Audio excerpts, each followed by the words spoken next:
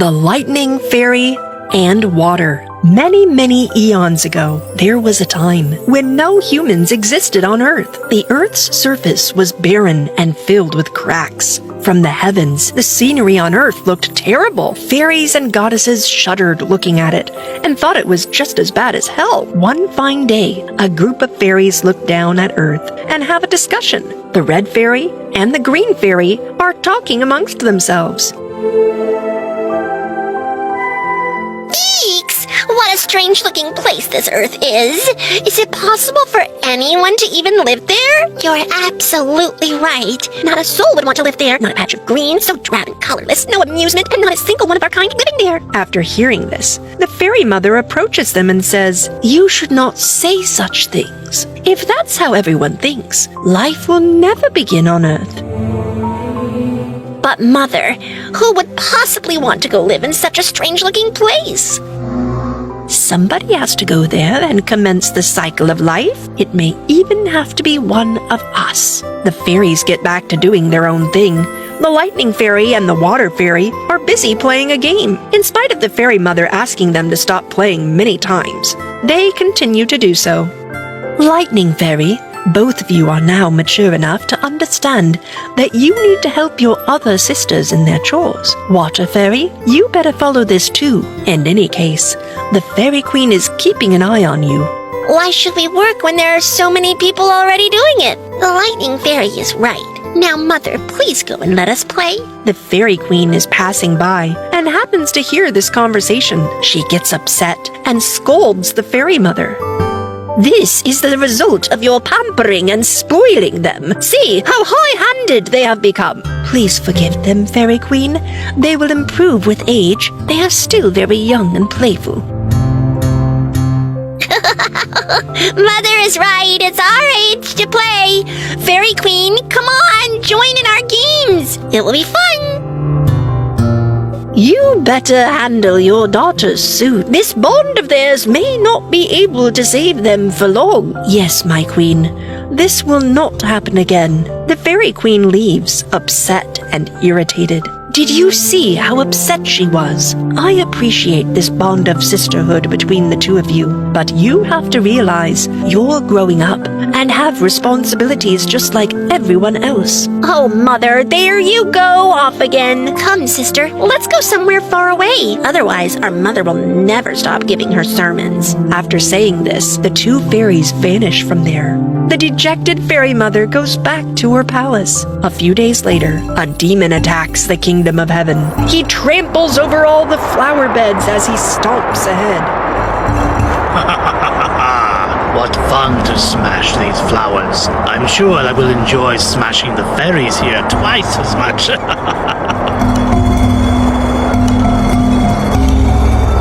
On hearing the commotion, all the fairies come out of the palace. What an enormous demon! Why is he here, Mother? I'm feeling very scared. Don't worry, children. We can defeat him with the power of our magic wands. But Mother, he is huge. I can't even look at him. I'm so scared. Nothing will ever come out of fear, children. We must be brave and fight him. The demon hears this and laughs. You and your little tiny fairies can't defeat me. It's better if you leave heaven for good. I'm going to rule this place now. You fool! Forget you! There's not another single being that can snatch our homes away from us. Come on, fight us if you can. A battle begins between the demon and the fairies. After a while, tired of resisting the demon, the fairies weaken and begin to collapse. What happened, little fairies? Is that the best your magical powers can do? We will never let you win. This is our home, and will always remain our home. On hearing the battle cries, the Fairy Queen, along with the other fairies, comes rushing out of her palace. The losing battle is now won, thanks to the immense magical powers of the Fairy Queen. When the Fairy Queen becomes aware of the fact that both the lightning and water fairies were not present to help in the battle, she becomes furious. Now do you understand? In spite of my many warnings, these two have failed to be responsible. Now, no one can save them from my curse. Don't do that, please.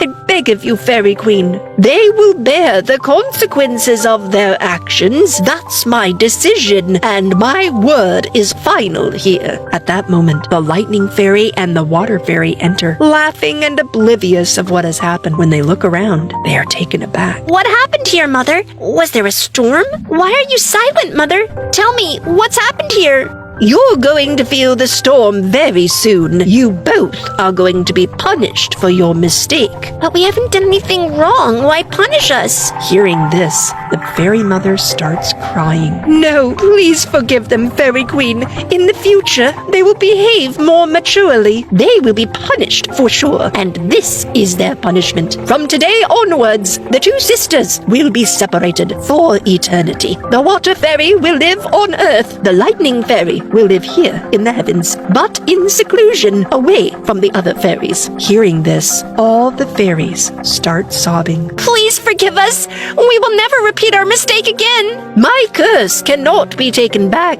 This is your punishment to suffer. From that day onwards, the Water Fairies started living and flowing on Earth. The Lightning Fairy lived in heaven, lonely and silent. After being separated, the two sisters would cry all the time. One day, the Lightning Fairy tells the Fairy Mother, Mother, I'm missing my sister a lot today. I wonder how she must be surviving on that horrid earth. All the fairies, including the Fairy Mother, plead to the Fairy Queen. Fairy Queen, you are a mother as well. Please understand another mother's anguish. Please forgive the two fairies. I beg of you.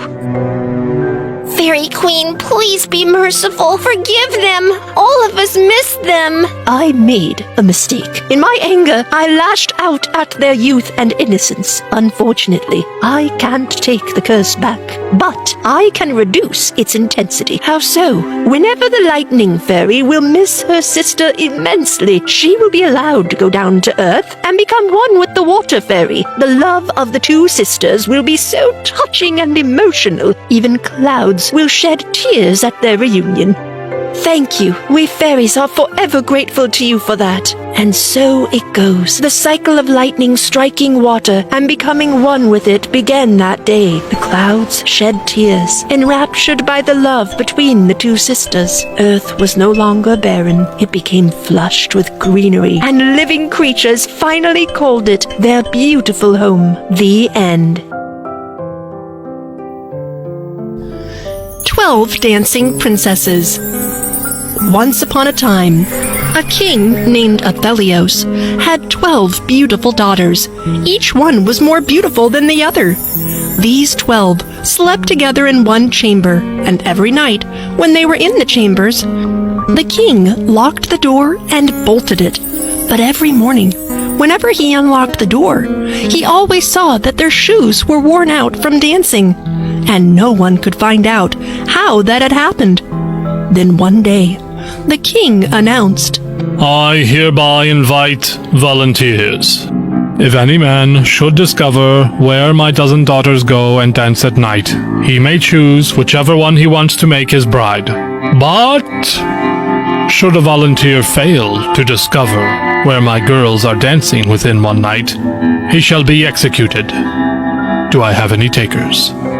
It was not long before many princes presented themselves and offered to undertake the challenge, but failed terribly, and no one ever discovered where the 12 princesses went at night. Many others came after this and undertook the challenge, but all lost their lives. Now it came to pass that a poor soldier named Maximus, who had a wound and could no longer serve, found himself on the road to the town where the king lived. There, he met an old woman, who asked him where he was going.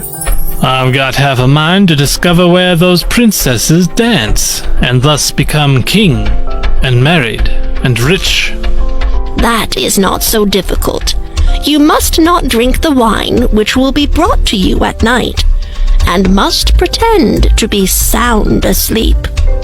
With that, she gave him a little cloak and said, If you put that on, you will be invisible, and then you can go after them. Then he went to the king and announced himself as a suitor. He was as well received as the others. He was led towards the chamber which is adjacent to the princesses, and as he was about to go to bed, the eldest gave him a cup of wine. But he had tied a sponge under his chin and let the wine run down into it without drinking a drop. Then he lay down and began to snore, as if in the deepest sleep. The 12 princesses heard that and laughed, and the eldest said, "He too will certainly lose his life." With that, they got up, opened wardrobes, and got out pretty dresses, dressed before the mirrors, sprang about, and rejoiced at the prospect of the dance. Only the youngest said, "I know not how it is. You are very happy, but I feel very strange. Some misfortune is certainly about to befall us. You are a goose who is always frightened.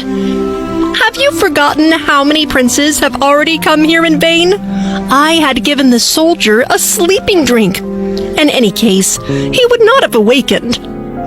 Then they looked carefully at the soldier, but he had closed his eyes and did not move, so they felt themselves quite secure. The eldest then went to her bed and tapped it. It immediately sank into the earth, and one after the other they descended through the opening, the eldest going first. The soldier watched everything quietly, then put on his little cloak and went down last with the youngest daughter. Halfway down the steps, he accidentally stepped on the hem of her dress. She was startled and cried out, What is that? Who is pulling at my dress? "Don't be so silly! You have caught it on a nail!" Then they went all the way down, and when they were at the bottom, they were standing in a wonderfully pretty avenue of trees, all the leaves of which were of silver, and shone and glistened. The soldier thought, I think I'd better grab one of those branches and take it with me as a way to prove where we went this night. So he broke off a branch from one of them, on which the tree cracked with a loud bang. The youngest cried out again, Something is wrong. Did you hear the crack? "It is a gun fired for joy because we have got rid of our prince so quickly." After that, they came into an avenue where all the leaves were of gold, and lastly into a third where they were of bright diamonds. Maximus broke off a branch from each. They went on and came to a great lake where 12 little boats stood, and in every boat sat a handsome prince, all of whom were waiting, and each took one of them with him. But the soldier seated himself by the youngest. On the opposite side of the lake stood a splendid castle, from which echoed the joyous music of trumpets. They entered, and each prince danced with the girl he loved. The soldier watched them unseen. They danced there till 3 o'clock in the morning, when all the shoes were bashed into holes, and they were forced to leave. The princes rowed them back again over the lake, and this time the soldier seated himself by the eldest. On the shore, they took leave of their princes and promised to return the following night. When they reached the stairs, the soldier ran in front and lay down in his bed, and when the 12 had come up slowly, he was already snoring so loudly that they could all hear him. The next morning, when the hour had arrived for him to give his answer, he took the branches and went to the king.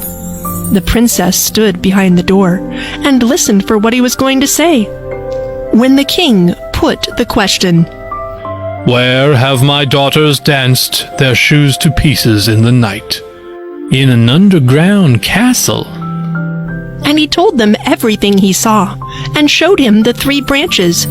The king then summoned his daughters, and asked them if the soldier had told the truth. And when they saw that they were betrayed, and that falsehood would be of no avail, they were obligated to confess all. Thereupon the king asked which of them he would have to wife. He answered, I am no longer young, so give me the eldest princess. The wedding was celebrated on the same day, and the king promised Maximus that he would inherit the kingdom after the king died. And then they lived happily ever after. Except the king, of course. The end.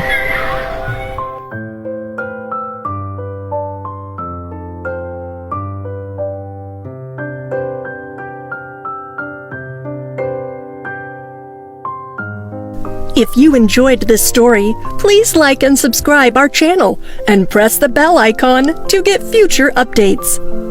And don't forget to comment. If you enjoyed this story, please like and subscribe our channel and press the bell icon to get future updates. And don't forget to comment. If you enjoyed this story, please like and subscribe our channel and press the bell icon to get future updates. And don't forget to comment. Alexa's imprisoned life. A long, long time ago, the King and Queen of England had a son named Kevin. They wanted him to marry a princess and started making their inquiries. But fate had something else in store for him. One day, the king and the queen decide to have a talk with Kevin. Why are you not agreeing to any of the princesses we suggested to you? You keep refusing without giving any specific reason. Mother, I will not be saying yes till I feel someone is right for me. Yes, why not? Keep holding on till I die. You'll find the right princess only after I die. You know that's not true, Father. I just haven't met the one I want to spend the rest of my life with. When I do find her, I will most definitely get married. One day, Prince Kevin and his guards pass by the nearby village on their way to a hunting expedition. He happens to notice a poor girl named Alexa with her parents. Alexa was carrying her unwell parents in 2 baskets, supported by a stick on her shoulders. She was taking them to the village doctor. Kevin observes her for a while. The next day, in a court assembly attended by everyone, a minister walks in. Minister, please find out more about this girl. I have decided I'm going to marry her. Long live the king and queen and our beloved prince. We have already found out. The girl's name is Alexa, And she is the only child of very poor parents. The parents haven't been keeping well at all. What you saw was Alexa taking her parents to the local doctor. Thank you for that information, Minister. Mother, Father, I want to marry Alexa and no one else. Are you even in your senses, Prince Kevin? She can never match up to you. You are a prince, and she is a mere pauper. Father, if I do ever get married, it will only be to her. Please stop arguing with each other. King, he is our only son and heir. Let him fulfill his heart's desire. The following day, the Queen and Prince Kevin arrive at Alexa's house with a proposal for marriage. They present their proposal to the family. Alexa's parents are shocked and reluctant because of the huge class divide between them, but they finally agree. If I do agree to this marriage, who will look after my parents once I'm gone? Alexa, please don't worry. It will become my responsibility to look after their well-being. They will never undergo any sort of suffering, even after we are married. The Queen holds her hands and asks Alexa's parents, "Is it safe to assume that you accept this proposal?" Alexa's parents fold their hands as well and bow their heads. "We couldn't have asked for better. Our daughter is incredibly lucky. Everything will happen as you desire." Prince Kevin and Alexa have a royal wedding. The royal midwife is one of the guests. On seeing Alexa, she makes a prediction. Long live the king and queen. It breaks my heart to say this, but I have to. Alexa will be the reason behind Prince Kevin's death. On hearing this, the Queen starts sobbing and says, "Oh, what are you saying? Please take your ominous words back. Please say this isn't true." Now, do you see how great the prince's choice is? He has invited his death to the palace and now married her. I don't believe in all this mumbo-jumbo. Mother, I have made a vow to Alexa, till death do us part. Please don't be reckless, my prince. My predictions have never failed to come true. Please be careful. After a long, tedious argument, Kevin agrees to keep Alexa imprisoned in a cottage situated in a corner of the royal grounds. He believes this way he can always keep an eye on her. Then one day, Help!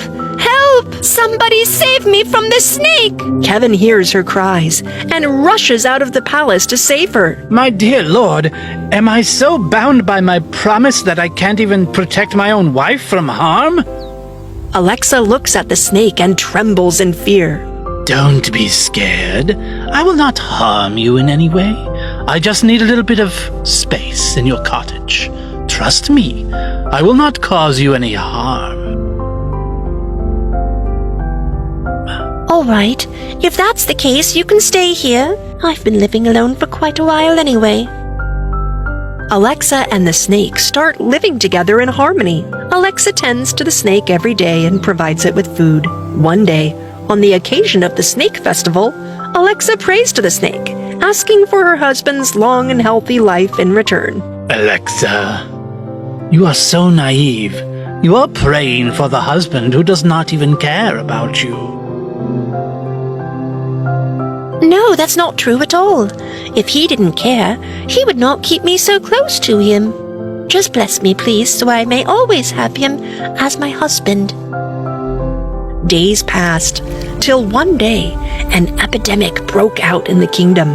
The whole kingdom came down with the illness, including the king, queen, and Kevin. Alexa was thankfully spared. When she comes to know about them being bedridden, she is filled with sadness. I need to go to the palace to tend to my family. Alexa, have you forgotten about the promise? I remember the promise, but I cannot forget where my duty lies. They need me today. There is no staff to take care of them at the palace. I have faith in my God. He will never make me lose face. Not fearing the consequences of the epidemic, Alexa goes to the palace and starts nursing the king, queen, and Kevin back to health. They recover, and the king and queen are remorseful over their past behavior. They discuss things amongst themselves.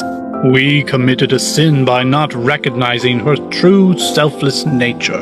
Both the king and queen realize their folly. They seek her forgiveness. Forgive us, child. We were blinded by the love we had for our son. No, Mother. Let bygones be bygones.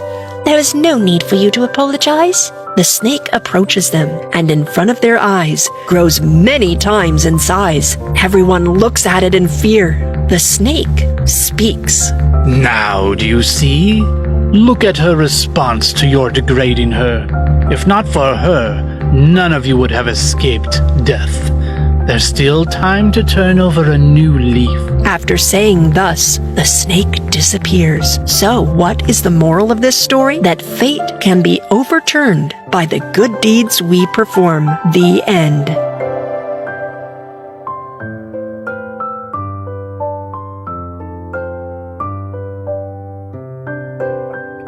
A Wedding for the Princess. A long time ago, there was a king who ruled the kingdom of Yunnan. His name was King Justin. He had a beautiful daughter named Stephanie. When Stephanie reached a marriageable age, the king decided to broach the topic with her. Stephanie, you are my only child, and I love you immensely. Now, I believe it is time to find a deserving groom for you. You have come of age. Would you like to share your views on this topic? You know you can be candid with me without any hesitation. Father, I don't want to just get married off into a royal family or a rich household. I want to marry a man who can impress me, someone who can make me happy. I will only marry the man who is most deserving of me. You mean a contest where men can prove their worth?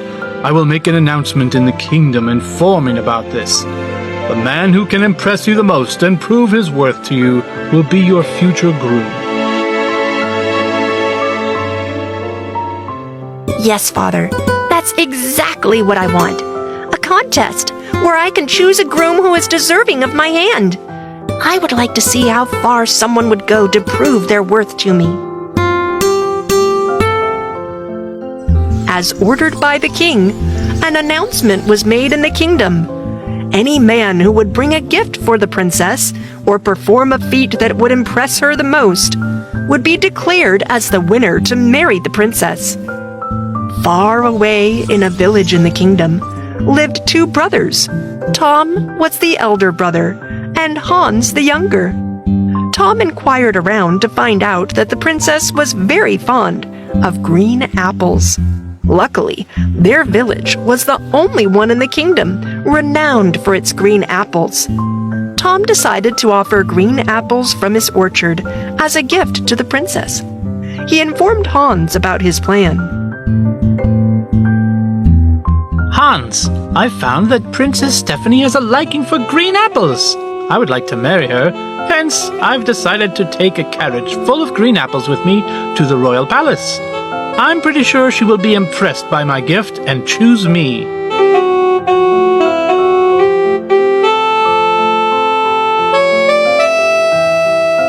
Tom, that doesn't sound like a good idea. Why would she choose to marry someone just because he's gifting her with her favorite apple? Apples may be a preference, but they're definitely not an invitation to marry someone. Is it possible for you to think of something better? Maybe something more impressive, more grandiose?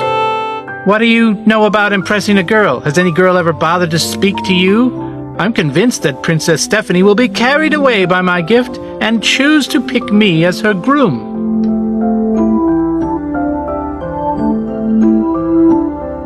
Tom filled up a horse carriage full of green apples to impress Princess Stephanie and set off towards the palace. On his way there, he met an old man.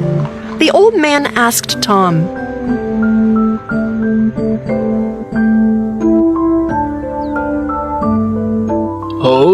Hold on, young fellow. Stop the carriage. Could you drop me a bit further ahead in your carriage?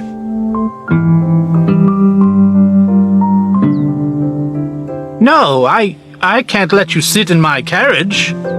Why, young man? What have you filled up in this carriage? Oh. My carriage is filled with garbage. You want to sit on this garbage? Haven't I said no once? You are beginning to pester me now. Don't be wasting my time. Move out of my way. I'm in a hurry. Okay. May everything happen exactly as you have said.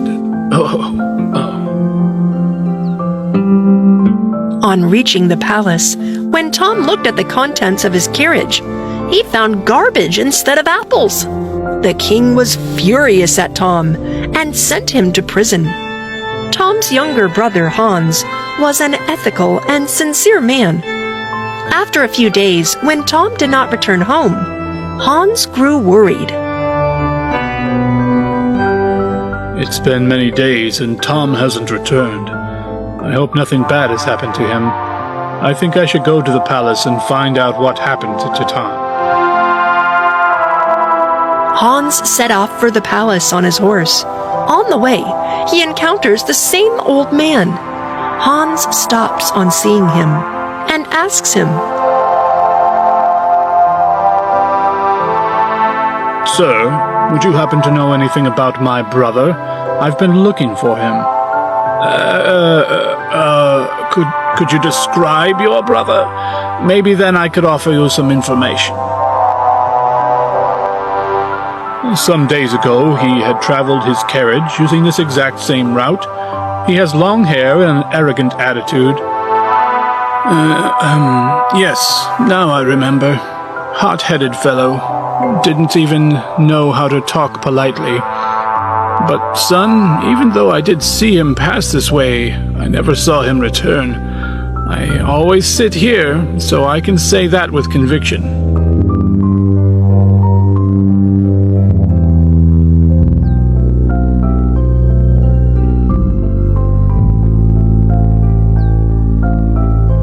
That means he's still at the palace. I'll have to hurry up and go there.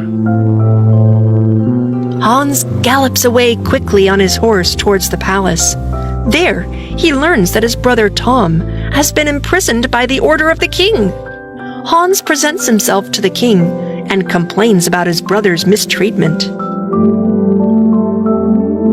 My king, my brother Tom in order to impress Princess Stephanie for her hand in marriage, came to your palace with a carriage full of green apples. If he failed to impress her, you should have dismissed him and sent him back home. But instead, you have put him in prison. Is this fair justice, my king? What do you mean, young man? Your brother Tom did not impress my daughter with green apples. His carriage was nothing but a display of all sorts of filthy garbage. After seeing that, I was bound to be furious. Is this a way to impress my daughter? He deserves punishment, and that's why he has been sent to prison.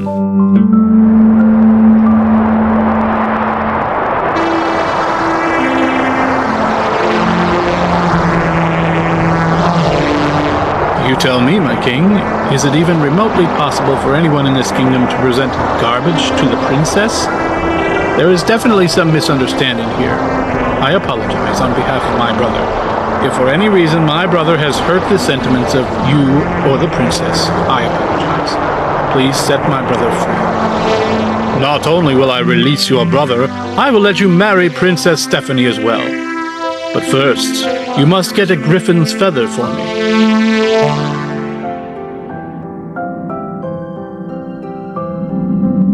I accept the condition. I will do anything in the world to save my brother.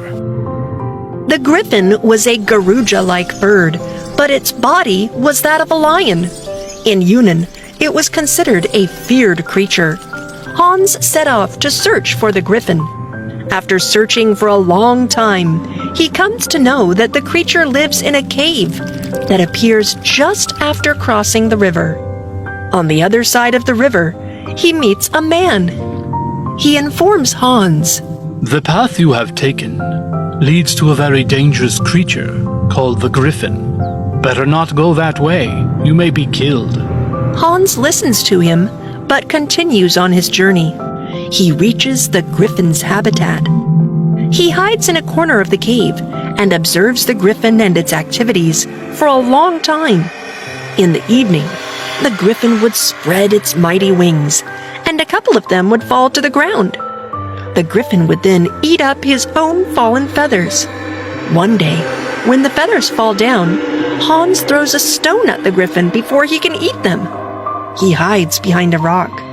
When the griffin moves around to look for the offender, Hans quickly picks up the fallen feather and runs out of the cave. He reaches the king's palace.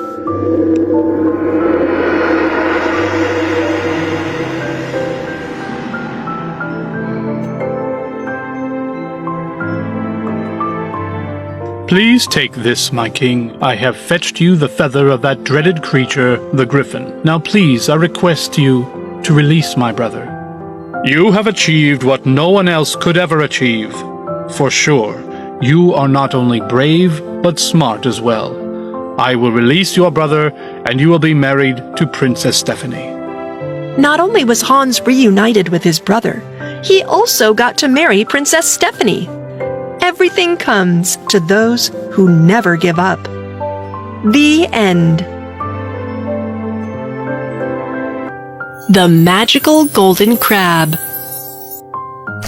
Once upon a time, there was a fisherman and his wife named Jack and Ilsebill, who lived together in a filthy shack near the sea. Every day, the fisherman went out fishing. Once, he was sitting there fishing and looking into the clear water. His hook went to the bottom, deep down, and when he pulled it out, he had caught a large golden crab. The crab said to him, Listen, fisherman, I beg you to let me live. I'm not an ordinary golden crab. I'm special. I am enchanted. Put me back into the water and let me swim. Well, you do look golden. But how do I know you're an enchanted crab? Dude, either I'm an enchanted talking crab, or you're losing your mind and talking to the wildlife. Well, that's a fair point. Maybe I am going crazy. But I guess if I am, there's no harm in letting you go, talking crab. With that, he put it back into the clear water, and the golden crab disappeared to the bottom. Then the fisherman got up and went home to his wife in the filthy shack. Jack, did you catch anything today? No. I caught a golden crab, but he told me that he was an enchanted creature, so I let him swim away. Didn't you ask for anything first? No. What am I going to get from a talking crab? Well, how about a house? This awful shack is filthy and it stinks, and I can see cracks in the roof. Go back and tell him that we want to have a little cottage. Wait, so a talking crab is like a genie in the lamp? I could just make wishes? I never knew that. Actually, I have no idea, but anytime you catch something golden and it talks, find out if it's one of those fairy tale things and ask it for something. The man did not want to go back outside, but he didn't want to argue either, so he went back to the sea. He yelled out to the waves. Crab, oh crab, in the sea, come, I pray, here to me.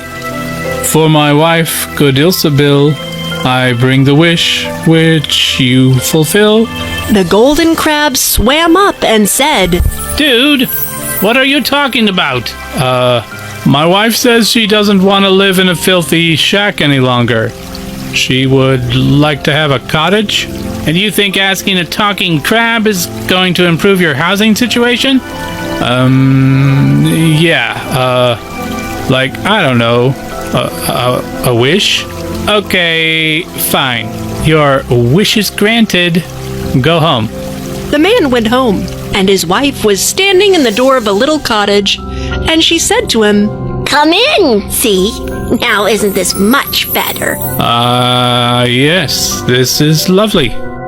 We can live here contentedly. Well, probably. We'll see. Everything went well for a week or two, and then the woman said, Listen, husband, this cottage is too small. The golden crab could have given us a larger house. I would like to live in a large stone palace. I can go back to the golden crab and tell him to give us a palace. The man didn't feel right about asking the crab for something else, but he went anyway. He stood near the water and said, Crab, oh crab in the sea, come, I pray, here to me. For my wife named Ilsabil, I bring the wish which you fulfill. Hello again, fisherman. What does she want now?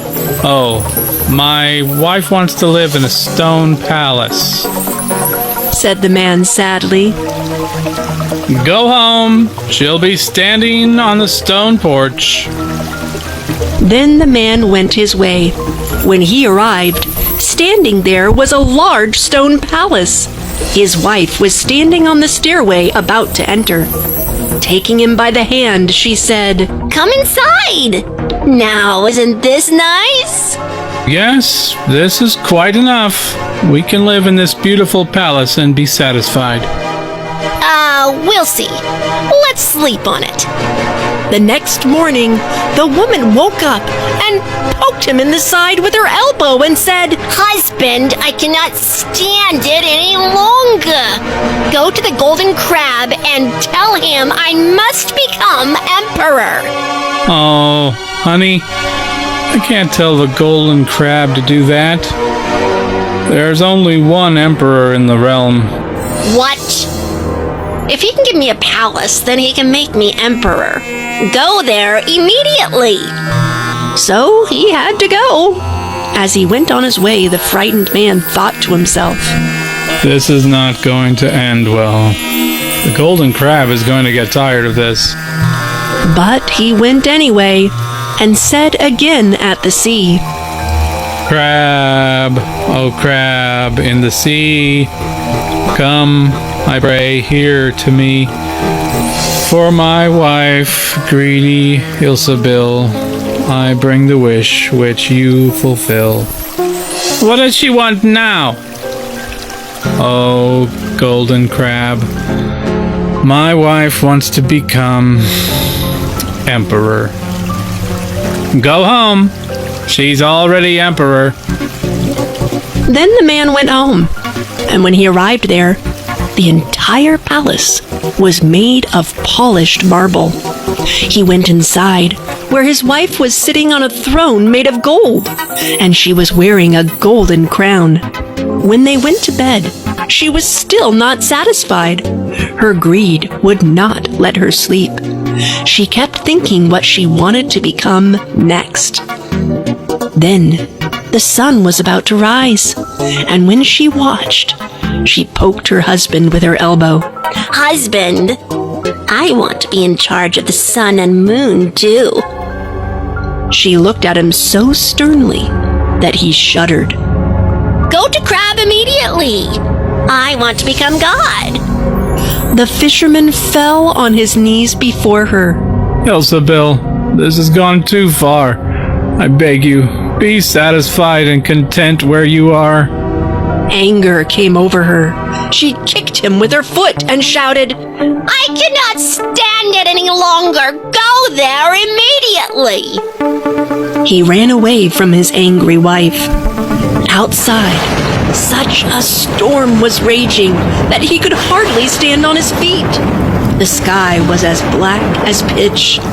There was thunder and lightning. He cried again. Crab, oh crab in the sea, come, I pray, here to me, for my wife, greedy Ilsebill. I bring the wish which you fulfill. What does she want then? Oh, she wants to become God. Go home. She is now God. Then the man went home. Arriving there, everything was gone like there was nothing in there ever before. And he can't see his wife anywhere. He hurried back to the crab and asked, Where's my wife? God is present here and everywhere.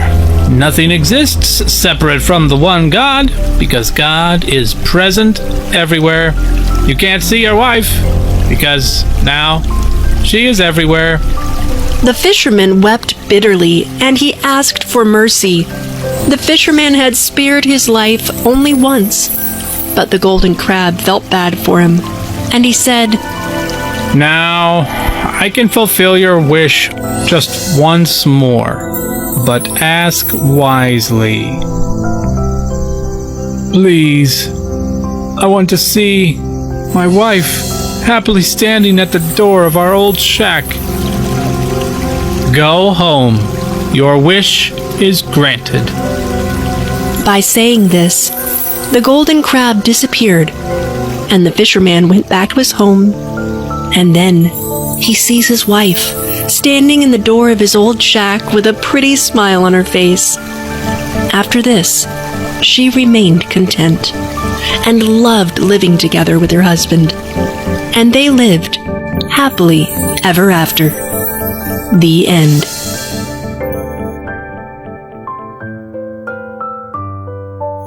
A bizarre witch. A long time ago, King Arthur of England was hunting in the Forbidden Kingdom, but the kingdom's soldiers found him. Stop. You are not allowed to hunt in the Forbidden Kingdom. That's why we call it forbidden. Who gave you permission to be here? Nobody. Then you come with us.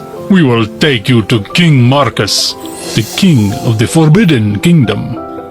When King Marcus saw him, he said, You look like a smart guy, but the penalty for entering the Forbidden Kingdom is amputation of limb. Okay. Wait, what? Amputation? I didn't even see a no trespassing sign. Actually, he was trespassing and hunting, my king. Oh, I see. In that case, the penalty is death. You seem like a nice guy, and you look pretty good with your limbs, so I will forgive you on one condition.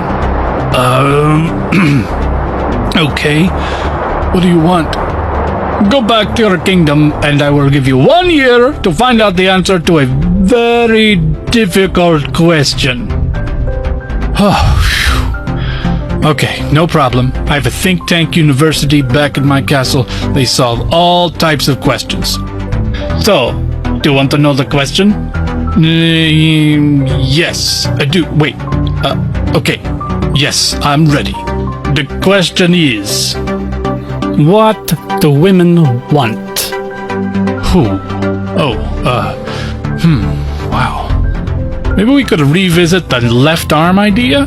You have 1 year. Then we take your arm. Then we take your life. That's an impossible question to answer. Not even the wisest man in my kingdom would have an answer to your question, but I guess it's worth a try. See ya in a year. You are free to go, and don't forget, I'll be waiting for you. King Arthur returned to his kingdom and started questioning everybody. The princess, the queen, the priests, the wise men, but no one had an answer. Then he asked one of his maids. Well, people say there's a witch living in the deep forest who knows the answer to any question. Why don't you go and ask her? Whoa, that's weird. Why would a witch know? I really don't know. But she's a woman, and you seem to have asked everyone else in the kingdom, so maybe it's worth a try. What does she charge? Less than a limb? A limb? Probably less. Kinda hard to tell with inflation and currency exchange. Well, if she has the answer, then I gotta have it. I like my limbs. Just don't go alone. Take your soldiers with you. She's not a very pleasant person. I will. Thanks for the advice. That same night, King Arthur went to the old witch's house, and just as he was about to knock, the witch opened the door. I've been expecting you. I know that your time is running out. Oh, well, if you already know why I'm here, then just tell me the answer. Are you willing to pay the price? Name your price. I just gotta do what I gotta do. So, you would accept the deal? Yeah, sure. Then it's a deal. I want to marry Sir Gawain, your best friend. Are you out of your mind? Makes me sick just to think of the idea of you marrying him. You accepted the price, don't you remember? Have you seen yourself in a mirror? You're ugly! You only have one tooth and you're hunchbacked. You're the most repulsive person I've ever seen. How can I ask my best friend to sacrifice because of me? Talk to him. I know that you will come back. King Arthur had no choice but to talk to his friend. It is okay, my king. Marrying such an ugly witch is worth it to save your limbs. Oh, thank you so much, Gawain. I guess I should call you my right-hand man, since you're saving my limb and all. Tell her I accept, and prepare everything. The wedding shall be tomorrow. You'll cover the bill, right? King Arthur returned to the witch's house. I will be ready. Tomorrow, after the wedding, you will have your answer. When the wedding papers were signed, the witch said, What a lady wants is to be valued. Everybody at the wedding was astonished that King Arthur had made such a deal, even the women. But they hoped that King Arthur would now be safe from King Marcus, and King Arthur made plans to travel to the Forbidden Kingdom to deliver his answer. Meanwhile, at the wedding, Gawain was respectful and kind to the witch. But the guests, who were noblemen and maidens, had their own opinions. Look at the way she eats. I feel ashamed just to look at her. Why does she have to eat with her bare hands? If we have spoons, are you listening to the noise she makes when she eats, or is it just my imagination? Poor Gawain. He's so handsome. He's truly a good friend. Indeed he is. Later that night, Gawain was alone in his room when the door opened, and he saw a beautiful young lady. Who are you? I am your wife. My wife? Well, what kind of joke is this? It's not a joke. It is me. Long ago, people's cruel words cursed me to appear ugly and repulsive. But your kindness has revealed my beauty again. But you're gorgeous. What's happened to you? You treated me with kindness and showed me that I was valuable and protected. So, half of the time, I will look horrible, and the other half, I will be beautiful, as you see me right now. Wow. I'm speechless. Is there any way you could just be beautiful all the time? No, you must decide which half of the day I am beautiful, and which half I will be ugly. Shall I be beautiful in public, or beautiful when I am with you, alone? Let me think. I'll let you know my decision in a few hours. Call me when you are ready. I will. When the witch left the room, Gawain went onto the garden near the castle just to think about what to do.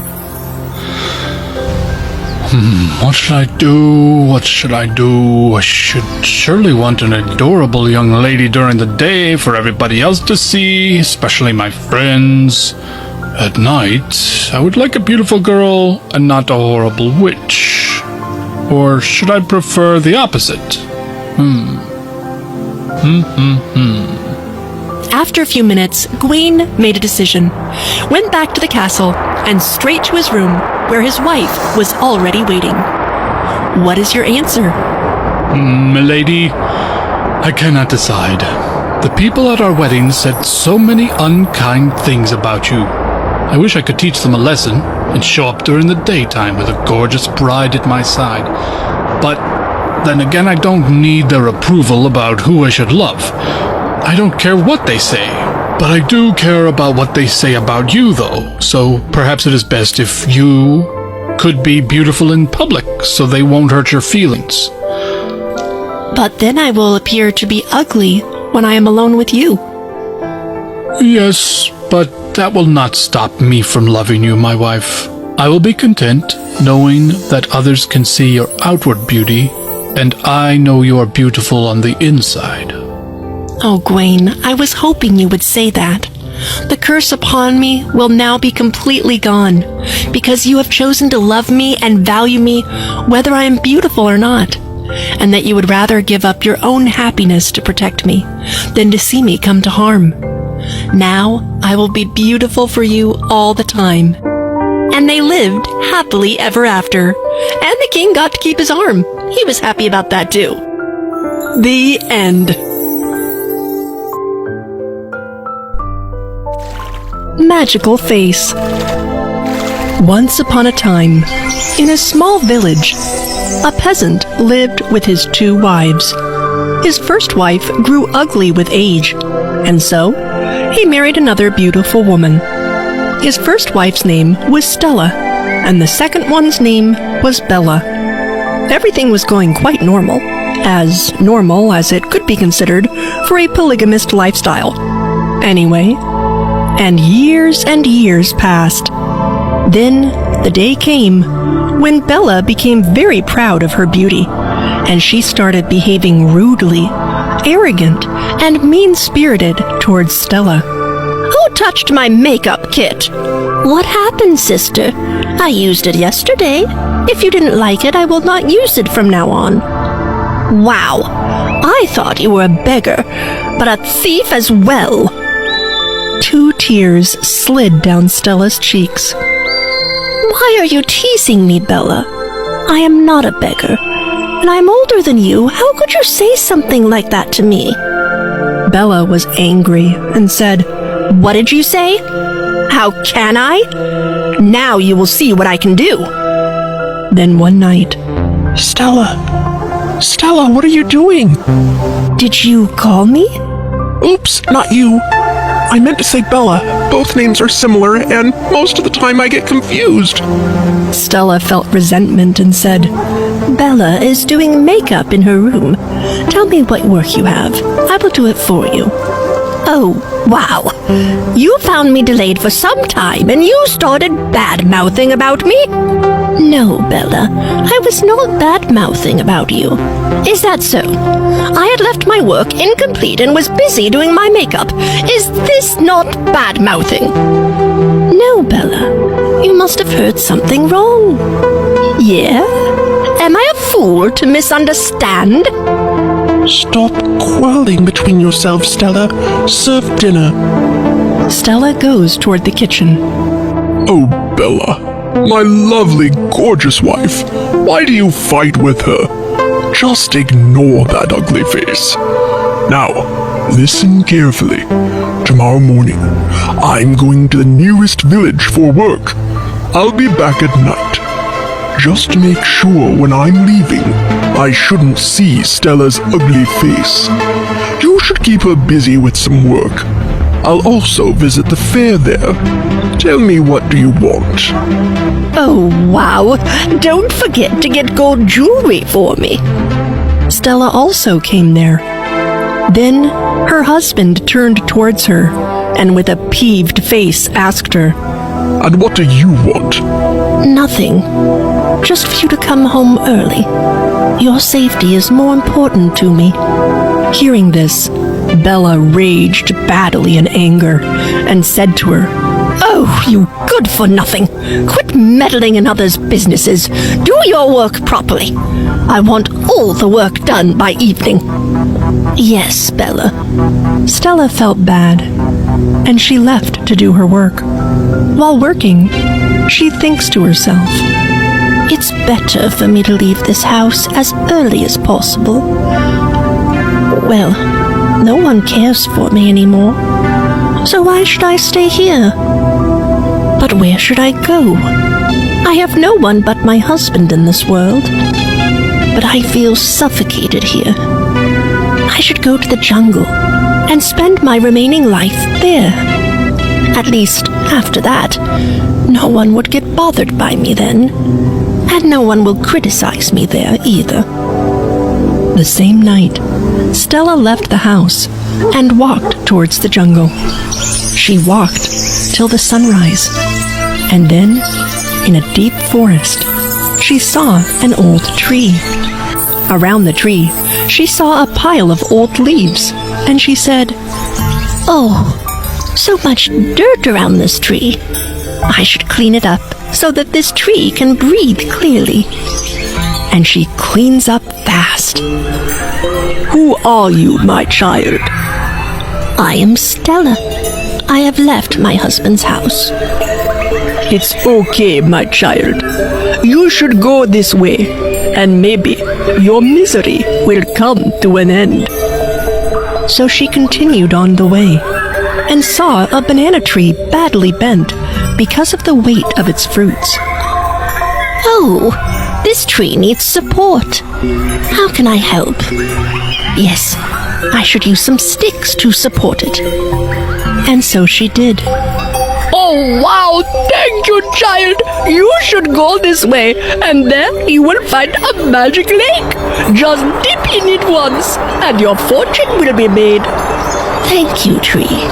So she continued on the way, and soon she saw a magic lake. And as soon as she dived in and swam back to shore, at once she turned into a young and beautiful maiden. She was happy and grateful, and so she returned to the banana tree. You are kind and well-mannered. That's why you deserve this. Break one of my branches, and whenever you feel hungry, this branch will give you the delicious food you desire. Now go back to your home and live happily.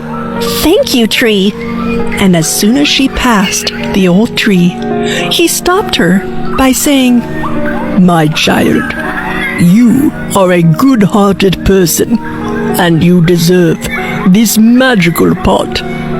Take this, and whenever you put your hand inside it and desire precious jewelry and fine clothes will come out. Now go back and live your life fully. Soon, Stella returned home, and as soon as Bella saw everything, she said, Where did you get all this? And how did you become young and beautiful? Stella told her everything and said, So, sister, this is the story, and now this is ours. Come, take whatever you want. I'm not a beggar like you. Now, I will go by myself and earn this. Myself. So she went deep inside the forest, and soon she saw that old tree. But she didn't stop there, and continued straight towards the banana tree, and soon found the bent tree. Hey you! Where's that magic lake? I will tell you, but first, please help me out. I will break if you don't help me. That's not my problem. Tell me where that magic lake is, or I will break you myself. And so, she continued towards the given way and found the magic lake, and took a dip into it, and she became more beautiful than before. But then, she gets greedy and said, "If one dip turns me this much beautiful, then what will happen if I take another one?" So she dips again, and this time she turns ugly, like nobody else. And in fear, she repeatedly takes several dips more. Each time she gets uglier and older than before. And soon she appeared to be at least 100 years old, and she died of drowning. Then, once the husband came back, he saw Stella, and saw that Bella was no longer there. He became very happy that she was gone, and they lived happily ever after. The end. The Golden Bread. Once upon a time, in a tiny village, there lived a woman named Mary, with her only daughter, Rossi. Mary was extremely humble and sweet. Rossi, however, was completely the opposite. She was beautiful beyond words. She loved herself a lot. "Rossi, would you help me plant the seeds?" "Why would I do that? What if my fingers get dirty? What if it got onto my face?" Well, that was the problem with Rossi. She had many marriage proposals, but she rejected them all. "Why did you send those men away yesterday?" "You can't be serious, Mom. One of them had such small eyes, almost like a bird, and the other had a huge nose. I wouldn't want to be near him when he sneezed. Oh, and the last..." "Stop. No, my dear, you must know that beauty isn't everything." "Mother, I deserve someone like a prince, or a knight." One night, when she was sleeping, her mother was watching her. At that moment, Rossi smiled in her sleep. Her mother was extremely surprised. How nice. She must be having a really funny dream. The next morning, Rossi woke up with all smiles and giggles. "Dear, tell me, what did you dream of last night?" "Well, Mom, do you know, there was this prince who wanted to marry me. He had to come in a golden carriage, and he was dressed gold from top to bottom." What a silly dream. It was a very strange dream. "Mom, and there was bread made of gold!" The mother was worried about her daughter. One day, two of her friends, Belly and John, came to visit Mary. They had a secret. They were magical beings. Mary knew nothing about it. "Oh, John, oh, Belly, it's been a very long time since I saw you both." How are you? I'd be better if my daughter Rossi was a little more understanding. Mary told Belly and John all about Rossi and how she was worried for her. She wants to eat bread made of gold. What do I do with her? Well, maybe if her dream comes true. That would be wonderful, wouldn't it? Well, no matter. I guess in time she will grow to learn. Let's talk about something else now. Later on, Belly and John went away, smiling to each other secretly. That night, both mother and daughter got ready for bed. "Mother, I hope my dream comes true, you know." Oh, Rossi. The next day, as Rossi and her mother were in the garden, a beautiful golden carriage came riding up to them. It was studded in gems and diamonds and looked beautiful. As it stopped, a handsome man came out of it and looked at Rossi. She was completely in love with this handsome man.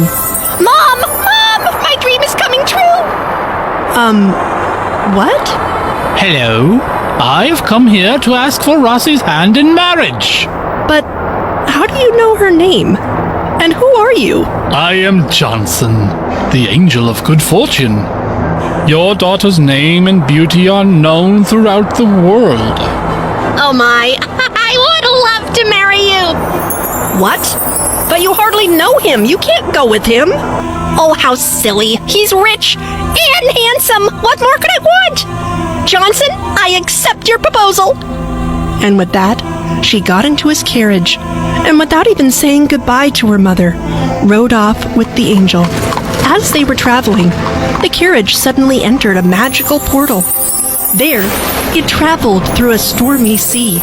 The carriage bumped, and Rossi got scared. Don't worry, my dear. All of this will soon be over.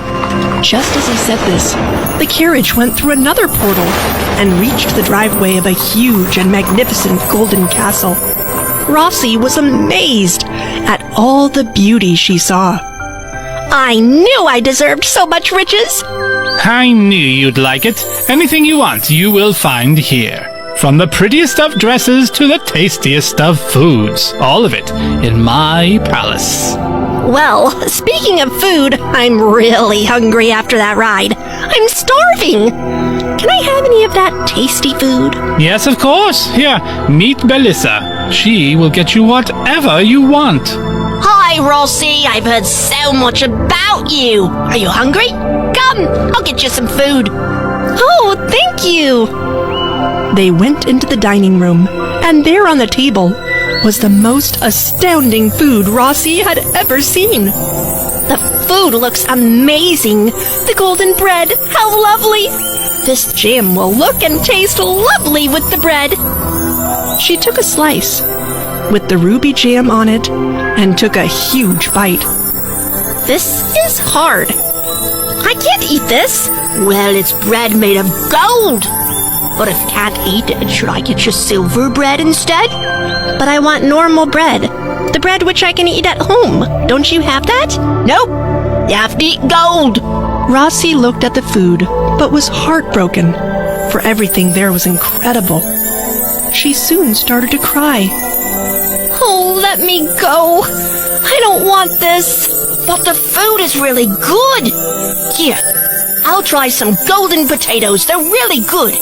And afterward, you shall be married to me. And you'll have to eat all of this. No, I don't want to marry you. I want to go home to my mother. Let me go home.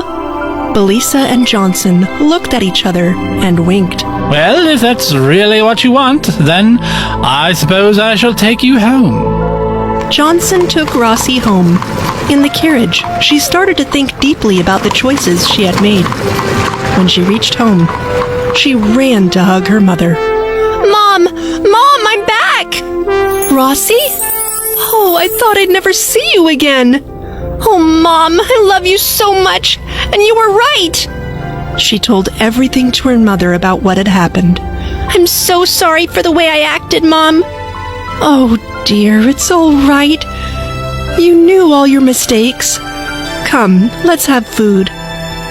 From that day, Rossi changed her ways, and slowly, she started to become a lot nicer. The end.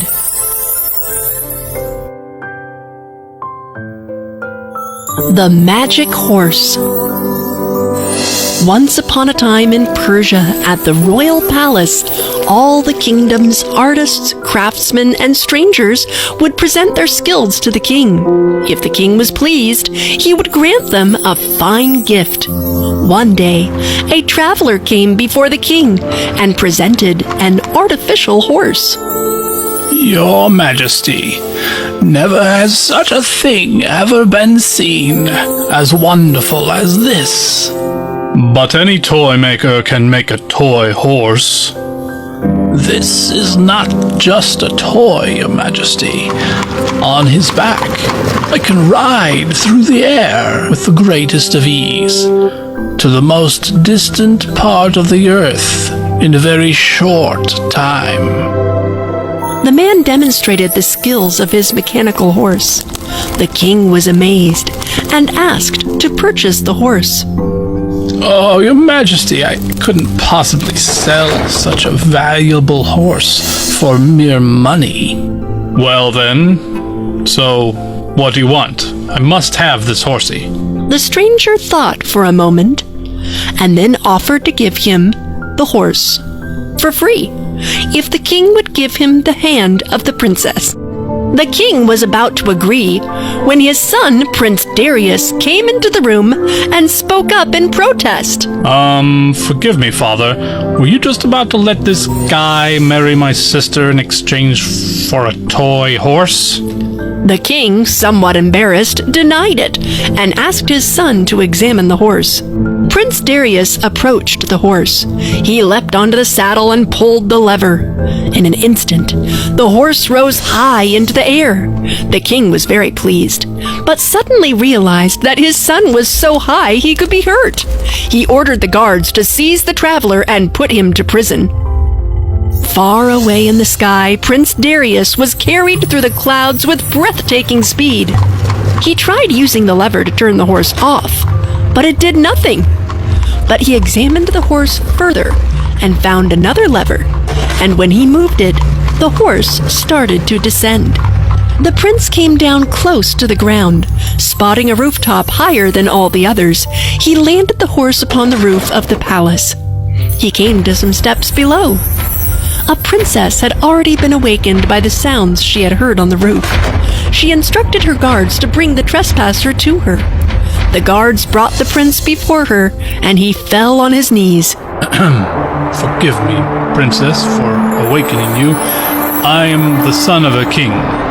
That means I'm a prince, and that's the most important thing about me. The lady was Princess Nadia, the daughter of the King of Bengal. The princess felt glad to hear all about his adventure. Over the next few days, the two of them got to know each other, and before long, they fell in love. One afternoon, the prince said to her, Ah, my princess, I was thinking about our future, and I must go back to my kingdom and ask my father for permission for our marriage. Plus, he would like to know that the magical flying horse didn't smash me into the ground.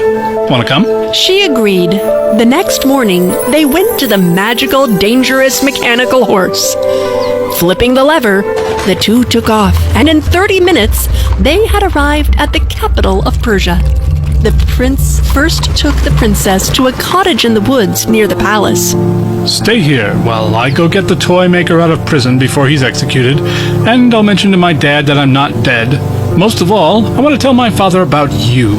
He'll prepare a reception to welcome a princess. Then, maybe after dessert, I'll tell him I want to marry you. He explained to her how to operate the magic horse in case she might need to flee for safety while he was away. A thief behind the bushes had heard their entire conversation. But can you blame him? They were staying in his cottage. What luck! A princess alone and a magic horse! I'll take her to the Sultan of Kashmir, I'll get a fine reward for her, and I'll keep the horse. The thief waited for the prince to disappear into the woods. Then he captured the princess, tied her up, and put her on the magic horse. He got on too and pulled the lever just like the prince had said, and the horse immediately rose into the air. The prince, still on the ground, in the woods, was surprised to hear the cries of his princess flying high overhead, and he could do nothing about it. While the king was overjoyed to see his son and ordered a stay of execution for the toy maker, he understood why his son must leave again. The prince determined never to return until he had found his princess again. The Sultan of Kashmir was very impressed by the thief and delivered the reward. Then he escorted the princess to his palace. The next morning, he ordered his attendant to tell Princess to get ready for the marriage on the same day. There was only one thing she felt she could do.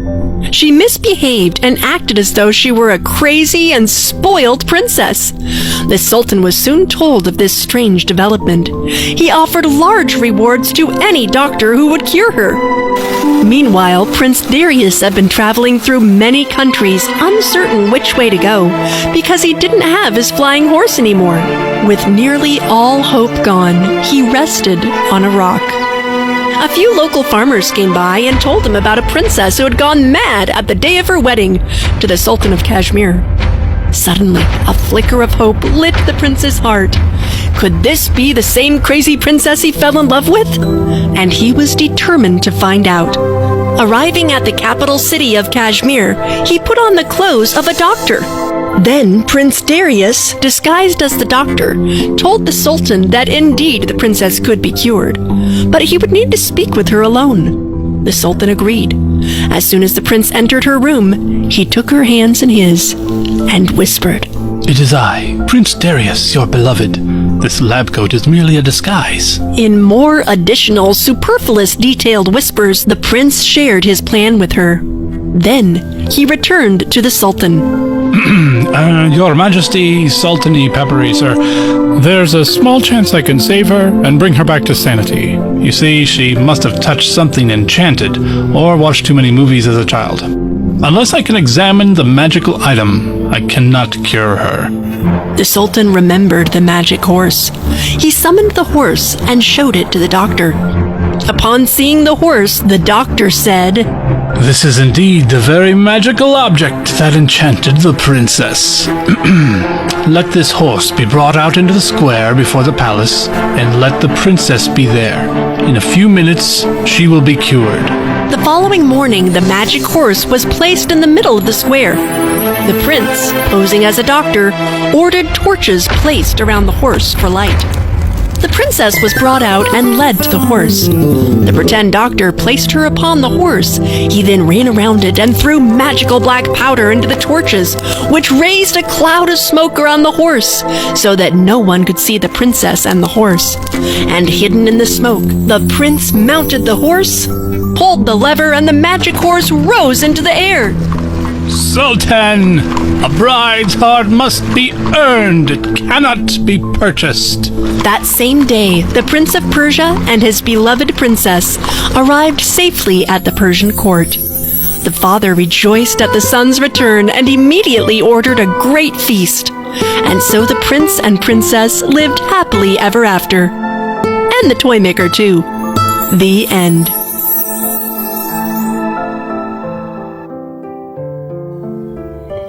The Magical Kitty.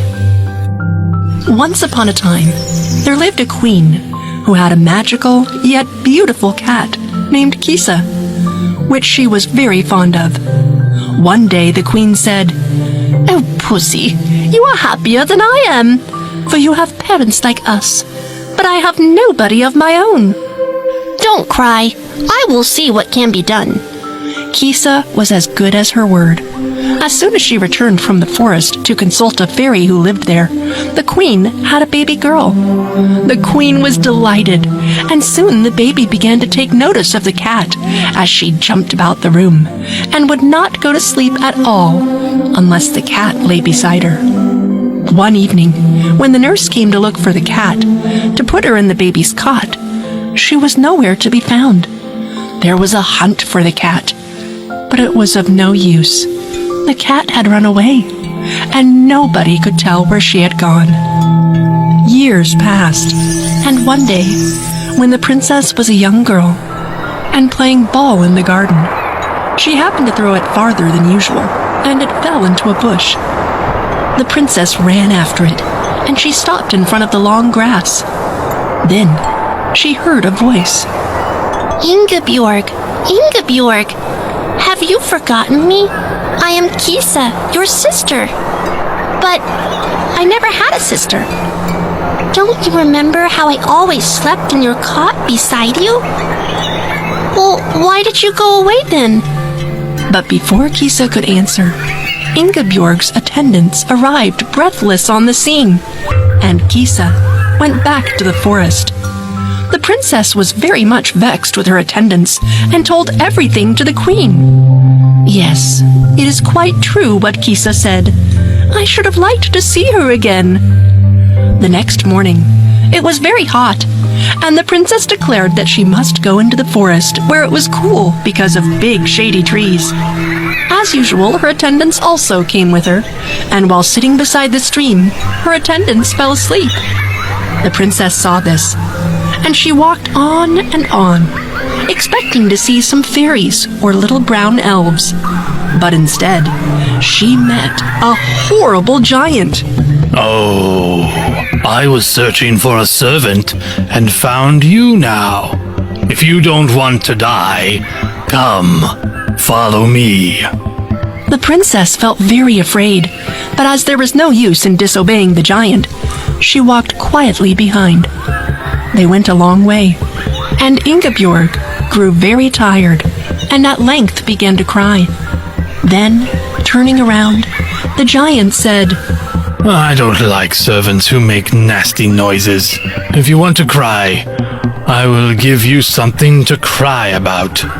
And drawing an axe from his belt, he cut her precious anklet from her feet, which was entirely made up of gold and garnished with precious stones, and put it in his pocket. Then he went away, leaving her alone. Poor Ingebjorg sits on the grass. The sun was still high in the heavens when she heard the sound of wheels. Somebody please help me! I'm coming! And in another moment, a cart made its way through the trees, driven by Kisa, who used her tail as a whip. Kisa saw Ingebjorg sitting there. She jumped down and took Ingebjorg back to her little hut. When they finally got there, Ingebjorg was exhausted and eagerly drank some milk, and then sank back on the cushions. You will go to sleep now. I will come back in a little while. Then, Kisa got into the cart, drove straight to the giant's cave. Leaving her cart behind some trees, Kisa crept gently up to the open door and listened to what the giant was mumbling about while he was eating supper. Now that silly princess will learn to not cry without a reason. And he was so busy calling Ingebjorg all sorts of names for her bad behavior that he didn't notice that Kisa was emptying a whole bag of salt into his big bowl of soup, and in a big gulp, drank that soup and cried. What is this? How did it become so salty? If I don't get some water, I'm gonna die. And rushing out of the cave, he ran down towards the river. Then Kisa entered the hut and found Ingebjorg's anklet, and putting it in her cart, drove back again. Ingebjorg was thankful to her. Kisa came in, holding up the princess's precious anklet. Oh, thank you, Kisa. This anklet is very dear to me, and you found it. Thank you very much. Tomorrow, I will deliver you to your home again. And so she did. And when Kisa drove the cart up to the palace gate, and the king and queen saw their lost daughter sitting beside her, they asked Kisa what she wished for a reward. We will talk about that later. She made her best bow and turned back. The princess was very unhappy when Kisa left her. She would neither eat nor drink. If this goes on, our daughter will die. Is there anything we haven't tried yet? Well, we haven't tried marriage. Let's try marrying her to someone, and maybe that will cheer her up. What about just getting another cat? No, marriage. Trust me. And soon, the king invited all the princes from neighboring kingdoms and made the princess choose a husband from among them. At last, she fixed upon a young prince. The king and the queen were greatly pleased, and they gave orders that a splendid feast should be prepared. When the marriage was over, Kisa suddenly appeared. I have come to claim my reward. Let me sleep for this night at the foot of the princess's bed. Is that all? It is enough. And when the morning dawned, it was no cat that lay at the foot of the princess' bed, but another beautiful princess. I was enchanted by a spiteful fairy. I could not free myself till I had done some kind deed. Then they were all the more delighted, and Princess Kisa also married another prince and went away to govern one of her kingdoms. The end.